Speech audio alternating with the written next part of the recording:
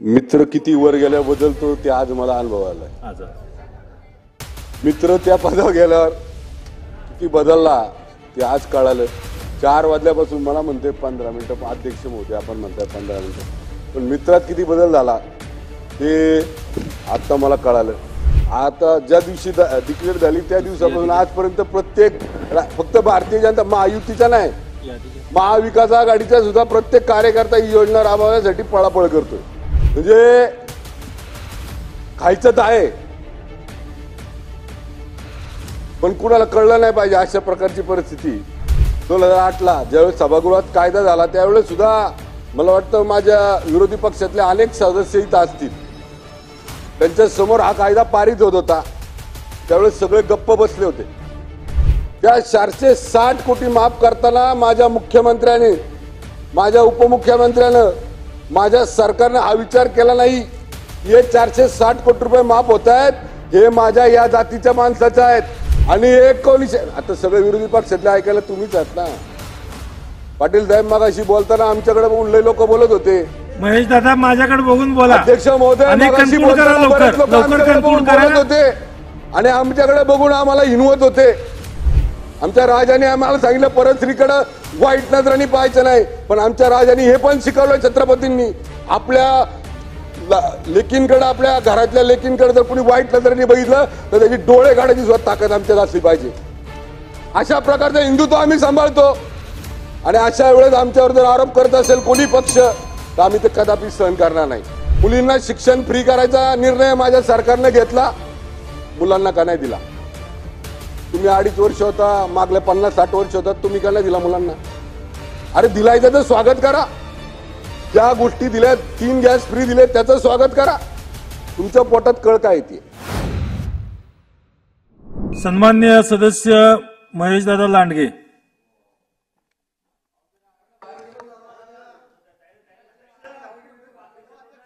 धन्यवाद। सन्माननीय सदस्य महेश दादा, वेळेचं थोडस बंधन पाळून सहकार्य करावे ही विनंती आहे। मित्र किती वर गेल्या बदलतो ते आज मला अनुभव आलाय। मित्र त्या पदावर गेल्यावर किती बदलला ते आज कळालं। 4 वाजल्यापासून मला म्हणते 15 मिनिटं अध्यक्ष होते, आपण म्हणताय 15 मिनिटं, पण मित्रात किती बदल झाला ते आता मला कळालं। मी तसं पाहिलं तर आज याच्यावरती मी बोलू शकत नाही तुम्हाला। अर्थसंकल्पावर मी आजपर्यंत विरोधी पक्षात गेल्यानंतर पक्षाचे विचार बदललेले पाहिजे, पण मित्र आज बदललेला पाहिजे, लय वाईट वाटलं।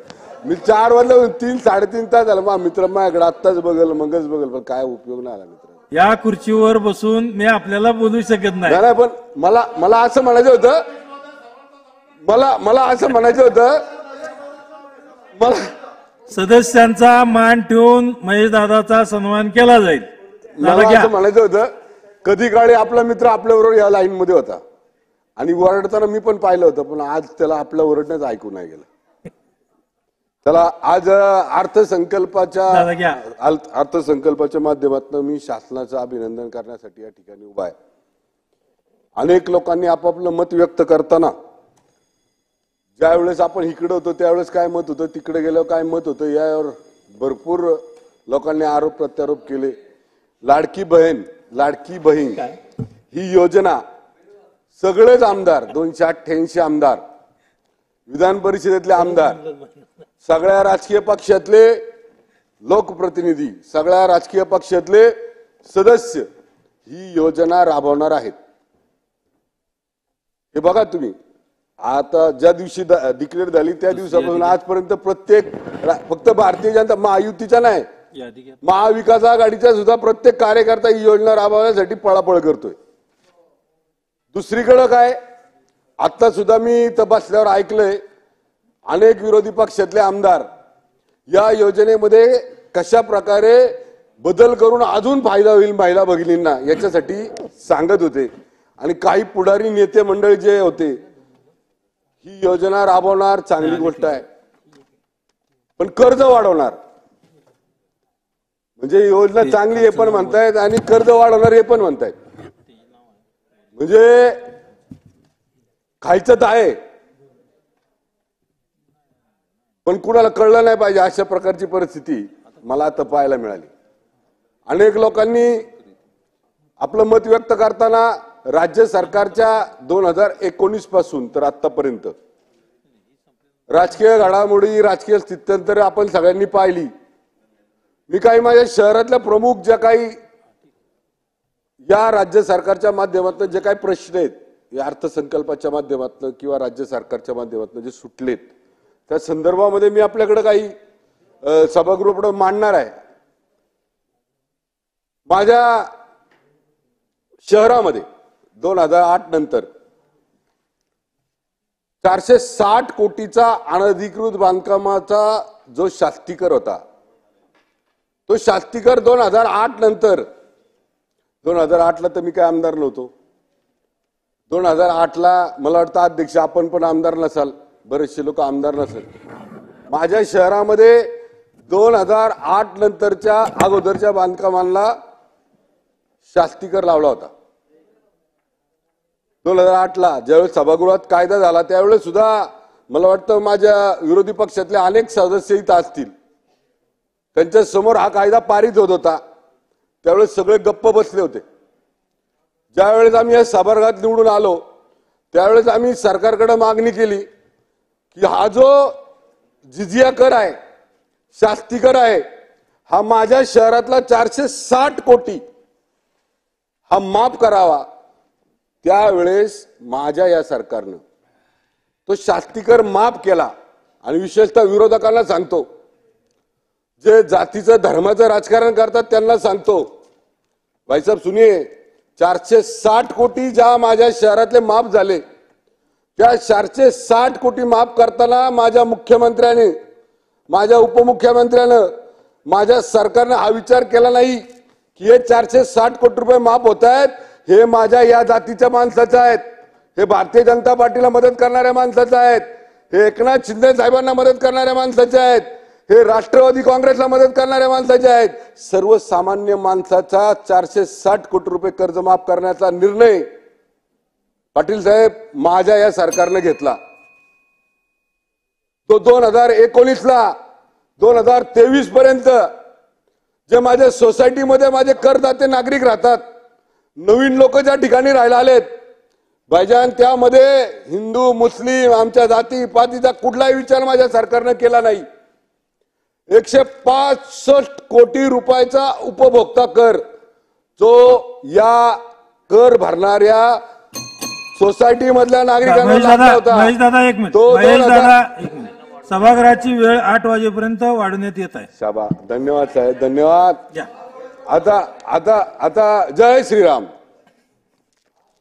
165 कोटी रुपयाचा कर, उपभोक्ता कर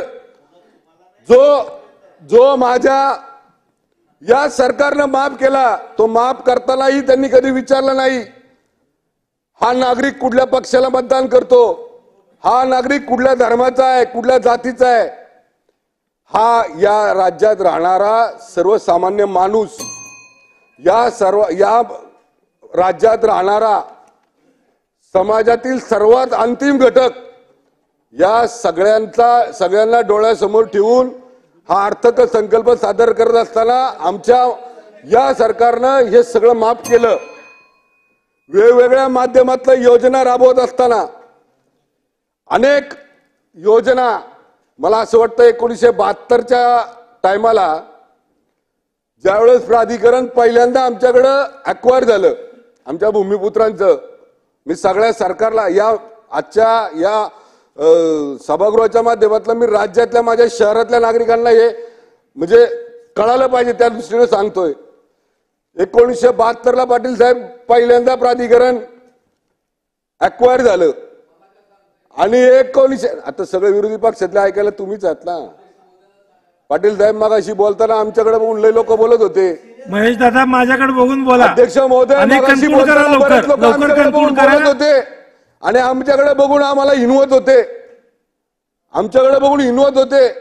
पण मला हे सांगणं गरजेचं आहे, 1972ला माझ्या भूमिपुत्राची जागा गेली. 2024-23 पर्यंत इकडे अनेक सरकारची लोक बसली होती, पण कोणी त्या भूमिपुत्रांचा विचार केला नाही. हा विचार माझ्या सरकारने केला, हे सांगणं मला गरजेचं आहे. अध्यक्ष महोदय, या ठिकाणी मी एवढा वेळ बसलोय याच्याकरता बसलोय की या सरकारवर ज्या प्रकारचे आरोप, ज्या प्रकारचा नेरेटिव्ह लोकांमध्ये चुकीच्या पद्धतीचा संदेश तयार केला जातोय तो कसा चुकीचा आहे हे सांगण्याचं माध्यम मला आज या ठिकाणी मिळालेलं आहे. अध्यक्ष महोदय, आम्ही ग्राउंडवर काम करणारी, जमिनीवर काम करणारी लोक आहोत. सगळ्या जाती धर्माच्या लोकांबरोबर काम करणारी लोक आहोत. काल परवा अनेक लोकांनी मोदीजींच्या संदर्भामध्ये इथं उल्लेख केला, म्हणून मी केंद्रातल्या त्या दिवशीच्या भाषणाचा उल्लेख या ठिकाणी करतो. कन्क्लूड करा. त्या ठिकाणी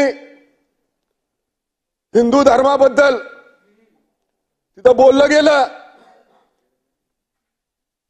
वाद लावतात, असत्य पसरवतात, जाती धर्मात तेढ निर्माण करतात. हिंदुत्व हे आमचं हिंदुत्व काय आहे हे या राज्याला, या इथं बसलेल्या सगळ्या पुढाऱ्यांना, आमदारांना, सदस्यांना कळायला पाहिजे, या राज्यातल्या जनतेला कळायला पाहिजे. अध्यक्ष महोदय, ज्या वेळेस आम्ही भारतीय जनता पार्टीचे कार्यकर्ते म्हणून मला ज्या वेळेस भारतीय जनता पार्टीनं नेवासा या जिल्ह्यामध्ये नेवासा या तालुक्यात पाठवलं होतं, 11 वर्षाच्या मुलीवर अत्याचार झालता. 11 वर्षाच्या दोन मुलींवर अत्याचार झालता. त्या मुली कुठल्या जातीच्या होत्या या तपासा, मला सांगायचं नाही ते. पण माझा भारतीय जनता पार्टीचा मला वरिष्ठांनी ज्या ठिकाणी पाठवलं होतं त्या ठिकाणी गेल्यानंतर मला कळालं ही हिंदू समाजाची मुलगी आहे. मी कुठल्या जातीची मुलगी म्हणून गेलो नाही, तर हिंदूंची मुलगी म्हणून गेलो होतो. त्याच्याबद्दल आजपर्यंत कोणी बोललं नाही. लातूरला मी गेलो होतो. लातूरला ज्या ठिकाणी गेलो त्या ठिकाणी 6 वर्षाच्या मुलीवर अत्याचार झाला होता. सभागृहात एकानेही बोललं नाही कोणी. 6 वर्षाची मुलगी जिच्यावर अत्याचार झाला ती मुलगी कुठल्या जातीची होती याचं पण जरा आपण सगळ्यांनी निरीक्षण करावं. अरे अशा हिंदुत्वामध्ये आम्ही काम करणारी लोक आहोत. या 18 पगड जाती, 12 बलुतेदारांच्या या समाजाला सगळ्यांना एकत्र घेऊन जाणारं हिंदुत्व आमचं आहे. आणि अशा परिस्थितीमध्ये आमच्यावर आरोप केले जातात. केंद्रामध्ये बोललं जातंय, हिंदूंच्या बद्दल बोललं जातंय. अहो, आम्हाला जर हिंदुत्व, भगतसिंगांचं हिंदुत्व आम्हाला पाहिजे, सुखदेवांचं हिंदुत्व आम्हाला पाहिजे, उमाजी नायकांचं हिंदुत्व आम्हाला पाहिजे.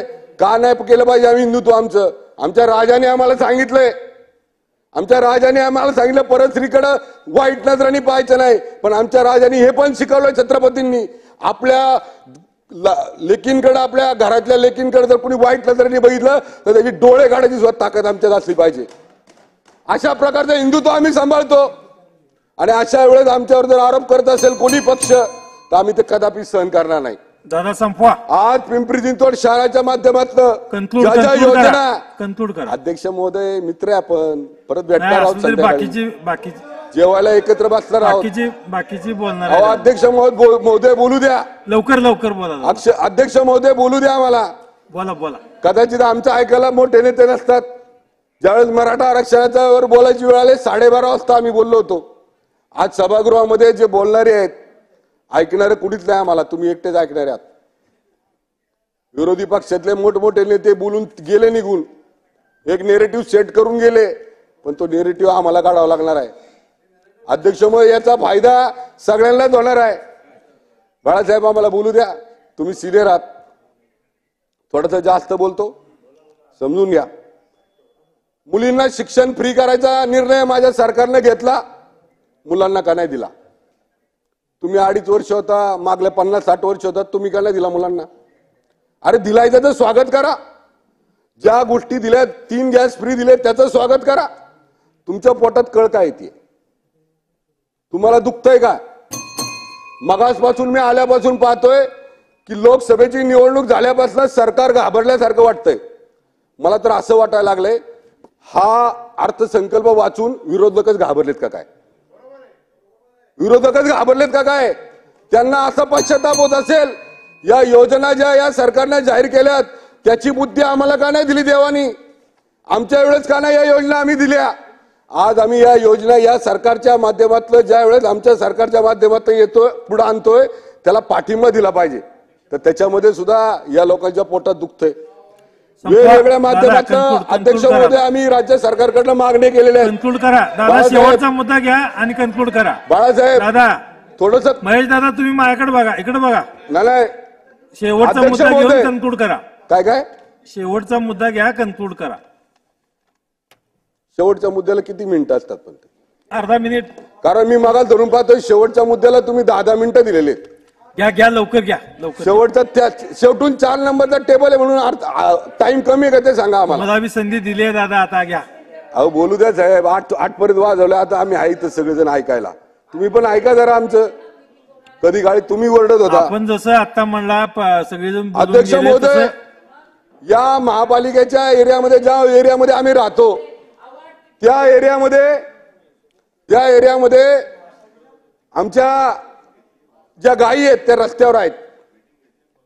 तर मला अर्थसंकल्पाच्या माध्यमातून या ठिकाणी अर्थमंत्र्यांना सांगायचंय, महानगरपालिकेच्या एरियामध्ये ज्या गायी मोकाट आहेत, ज्या गायी रस्त्यावर आहेत, प्रत्येक महापालिकेमध्ये गोशाळा तयार करावी आणि त्या गोशाळेसाठी आर्थिक सहाय्य म्हणून महाराष्ट्र सरकारने त्या ठिकाणी करावं, अशा प्रकारची एक विनंती मी या निमित्तानं करतो. अध्यक्ष महोदय, मी आता बाकीच्या बद्दल बोलणार नाही, पण कोविडच्या महामारीमध्ये ज्या स्टाफ नर्स असतील, जे डॉक्टर्स असतील, जे अँब्युलन्स ड्रायव्हर असतील, जे कंत्राटी होते, ज्यांनी आपल्या जीवाची पर्वा न करता आपला जीव धोक्यात घालून, आपल्या कुटुंबाचा जीव धोक्यात घालून त्या ठिकाणी नागरिकांची सेवा केली, लोकांचे जीव वाचवले, ती लोक आज सरकारकडे आशेने पाहत आहेत. आम्हाला सरकारनी न्याय द्यावा आणि आम्हाला कायमस्वरूपी करावं. अशा संदर्भातला 1-2 मुद्दे राहिले साहेब, 2च मुद्दे राहिले. अशा संदर्भातला 2 ओळीत संपवतो 2 मुद्दे. अशा संदर्भातला निर्णय या निमित्तानं घ्यावा सरकारनं, अशा संदर्भातली माझी त्यांना विनंती आहे. महाराष्ट्र सरकारनं भूमिपुत्र म्हणून ज्या शेतकऱ्यांच्या जागा MIDC मध्ये घेतल्या, वेगवेगळ्या प्रकल्पांमध्ये घेतल्या, त्यामध्ये स्थानिक या शब्दाची व्याप्ती फार मोठी ठेवलेली आहे. जी लोक 15 वर्ष राहतात ती स्थानिक झाली आणि जे भूमिपुत्र आहेत ती पण त्यात आली. आम्हाला दोघांनाही न्याय द्यायचा आहे. तर भूमिपुत्र म्हणून राज्य सरकारने ज्या लोकांच्या जागा MIDC मध्ये गेल्या, ज्या भूमिपुत्रांच्या जागा MIDC मध्ये गेल्या, त्यांना नोकरीसाठी विशेष असा कोटा त्या ठिकाणी तयार करावा, अशा प्रकारची विनंती करतो. अध्यक्ष महोदय, जास्त बोलत नाही. या अर्थसंकल्पाला मनापासून माझ्या मतदारसंघाच्या माध्यमातून मी मनापासून अर्थसंकल्पाचं कौतुक करतो, त्यांना सरकारचं अभिनंदन करतो. या ठिकाणी थांबतो. अध्यक्ष महोदय, आपलं धन्यवाद. जय हिंद, जय महाराष्ट्र, जय श्रीराम.